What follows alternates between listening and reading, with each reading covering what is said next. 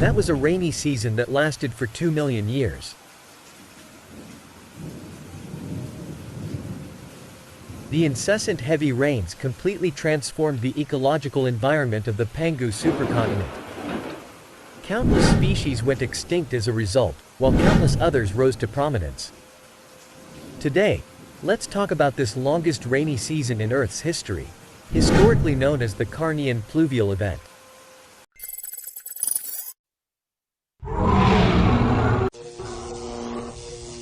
About 230 million years ago, during the late Triassic Carnian period, all of the world's continents were connected, forming Pangea.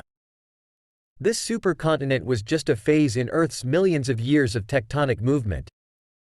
At that time, Pangea was at its tightest union.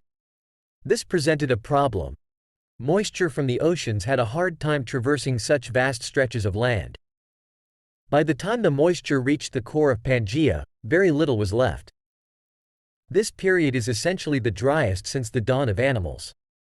A glance across most of Pangea revealed only a few drought-tolerant lycopods and arthrophytes, making up a sparse arid grassland stretching endlessly under the blazing sun. To make matters worse, it seemed like every year was getting hotter. Volcanic activities for tens of millions of years, from the Permian to the Triassic, pumped massive amounts of carbon dioxide into the atmosphere, causing severe greenhouse effects. By the Carnian period, glaciers were almost non-existent on Earth, including at the poles. Earth had some mechanisms to balance carbon dioxide levels. For instance, marine phytoplankton could absorb carbon dioxide, and upon their death, they'd sink and become oil. Freshwater rivers could dissolve carbon dioxide, reacting with certain rocks to form carbonate sediments. However, during the Carnian, these mechanisms were largely impaired. High carbon dioxide concentrations acidified the oceans, stifling phytoplankton growth. The parched land saw nearly dried up freshwater systems, and there's almost no trace of carbonates in the rock layers of that time. Adding to the woes, a series of mega-volcanoes on the northwest coast of Pangea, equivalent to modern-day Western Canada, erupted intermittently for millions of years, known as the Wrangelian eruptions. Each eruption added billions of tons of carbon dioxide to the atmosphere. Around 230 million years ago, Earth's temperature crossed a critical threshold, similar to a pot of porridge about to boil over from being heated slowly. It seemed that within just a few years, global ocean currents went haywire, subsequently causing the world's atmospheric circulation to go berserk. 230 million years ago, intense heat and chaos turned storms into a global norm.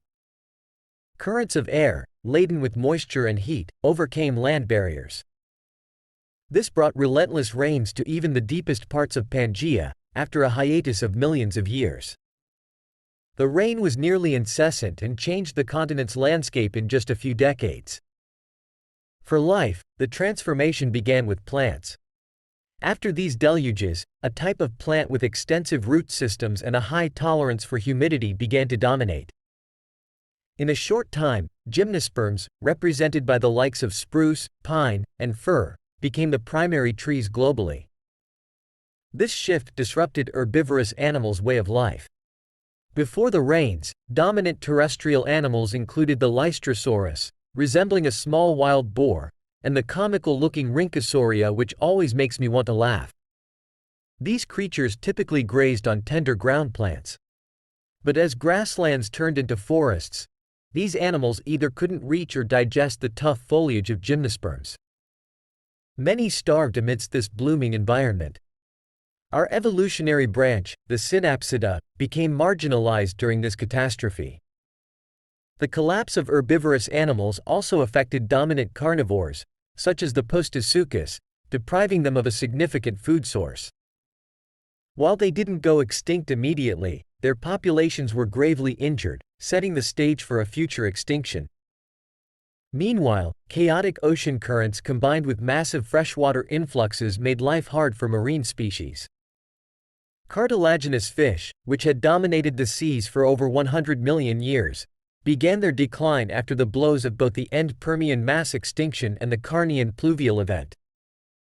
Conodonts, thriving for over 250 million years since the end of the Cambrian, suffered a devastating blow, preventing them from surviving the late Triassic extinction. However, this reign was both destructive and redemptive. Aside from insects evolving from one success to another and the briefly flourishing Temnospondyla we mentioned earlier, the reign also paved the way for a new generation of emerging stars to ascend. The widespread forests introduced a lush and abundant canopy. This pushed vertebrates to take to the skies for the first time, marking the beginning of the pterosaurs' reign that lasted over 100 million years. Though marine reptiles like ichthyosaurs and plesiosaurs had taken to the seas 20 million years prior, it was only after this heavy rain, which in part reduced the population of large marine predators like sharks, that these marine reptiles truly flourished. Yet, the biggest beneficiary of this deluge was a renowned group of ancient creatures, the dinosaurs. Compared to other terrestrial vertebrates of their time, dinosaurs possessed long necks and could walk upright. This meant that a dinosaur of a certain size could reach higher levels to feed on tender leaves, seeds, and insects. Dinosaurs also had well-developed teeth and gizzard stones to help grind food, allowing them to digest rougher plant fibers. Some even transitioned to carnivorous diets. While dinosaurs existed before this reign, their fossil representation never exceeded 5%. But after the Carnian Pluvial Event, their representation skyrocketed to 90%. This reign indeed heralded the dawn of the age of dinosaurs. Finally, after enduring nearly 2 million years of prolonged rainy seasons, the volcanoes of Pangea finally calmed down. The thriving swamps and shallow seas slowly absorbed the excess carbon dioxide from the atmosphere. The Earth finally began to cooling. The year-round storms also gradually lost their fury. The rain stopped. And the world forever changed.